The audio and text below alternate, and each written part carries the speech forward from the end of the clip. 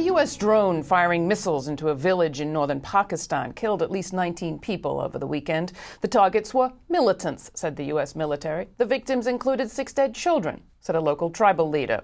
Suspected U.S. drone kills suspected Taliban commander. That's becoming the stuff of very suspect news stories. The reporting's so weak there's almost nothing confirmed except that the killer drone operator is far away in front of a computer screen somewhere.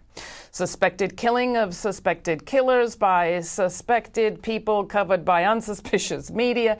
It would be sci-fi if it weren't so damn here and now, and it's only going to get more so. The Democrats made a big deal recently of cutting the cumbersome F-22 fighter jet. We don't need it anymore, said President Obama. What he didn't say is that the Defense Department is simultaneously seeking $3.5 billion for unmanned aerial vehicles, aka drones. Funding is expected to increase to $55 billion by 2020. The Air Force is currently training more drone operators than fighter and bomber pilots. Drones have been around since the U.S.-led NATO war against former Yugoslavia. Since 2006, drones have launched hundreds of missiles along the Afghanistan-Pakistan border, killing as many as 700 civilians, if Pakistani reports are to be believed. Forbes magazine's king of the armed drone makers is a little-known company called General Atomics, whose founder, James Neal Blue, came up with the drone as a way of defeating Soviet-backed Sandinistas by blowing up oil pipelines in Nicaragua. He's a fervent anti-communist and quite possibly the next Eric Prince, only his mercenaries aren't Blackwater's flesh and blood killers, but rather conveniently inanimate machines. More expensive up front, but safer politically.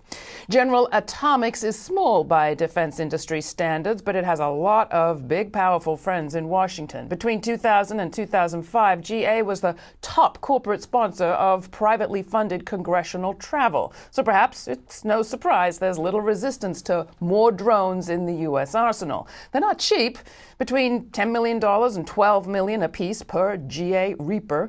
Their success rate is disputed widely. They kill civilians, and even General David Petraeus says they make a whole lot of people hate us. But President Obama has a problem. Every American military commander wants more troops in the field, but maybe someday the president's anti-war base will get restive. How to heed the commanders and quiet the critics? Welcome to the super drone bonanza. The pilotless drone is the military's version of cash for very clunky killer policy. That's all we have time for today. You'll find everything you've seen on this program at our website, GRITtv.org. There's a place to comment on every story. While you're there, join our mailing list so we can stay in touch with you and subscribe to our video or audio podcast.